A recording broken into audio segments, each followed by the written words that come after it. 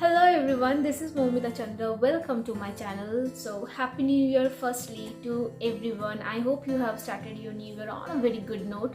So this is the first video on my channel in which I'm not at all dancing. Yes, so from the very title you have understood that this video is all about book recommendations. So I was thinking about doing a kind of chit chat video, but I was procrastinating it due to some reasons. So finally I made a point and sat down to make this one.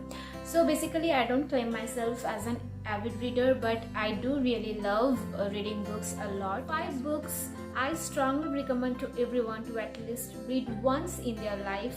So let's jump into the video.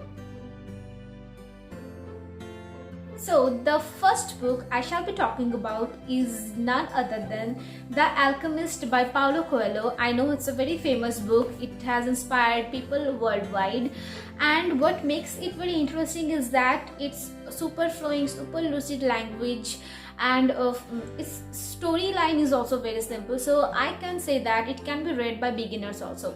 The story is about a shepherd boy, Santiago, who sets off his journey in a quest of some treasure buried near pyramids. So he meets a lot of people, a lot of other characters in the way.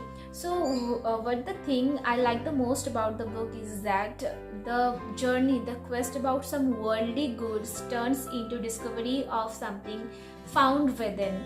So which is also the basic message key of the story. And if you haven't read it ever, so I personally think you should read it in the beginning of the new year, because it's highly inspiring and it kind of help you to set your goals and achieve it. Okay, so moving on to the second one. So the second one is the most favorite of mine, is none other than by my favorite novelist Haruki Murakami. And if you have not ever read Murakami in your life, then I think Norwegian Wood will be really helpful for you to begin Murakami. Basically, Murakami is known for his highly strong psychoanalytical and character portraying ability, and Norwegian Wood is especially about a triangle love story and also beautiful description of nature, romance, comedy, tragedy go hand in hand. So Murakami is a writer, when you start understanding him, you cannot keep the book back. I can assure that. But you delve yourself a bit darker into its layout, then you will probably realize that it has something extra darker beneath its romantic mentions, and it also deals with the crossroads of life and chooses between life and death. So once you have started reading and understanding Murakami, there is no way back. So my third personal favorite fiction is by the same author, Haruki Murakami, and the book is Kafka on the Shore.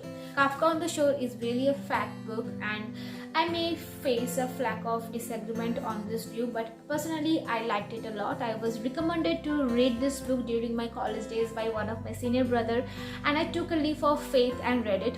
Personally I liked it a lot. Basically all of Haruki Murakami's books have a sprinkle of philosophy, so you have to be very attentive throughout the whole book to grasp it totally.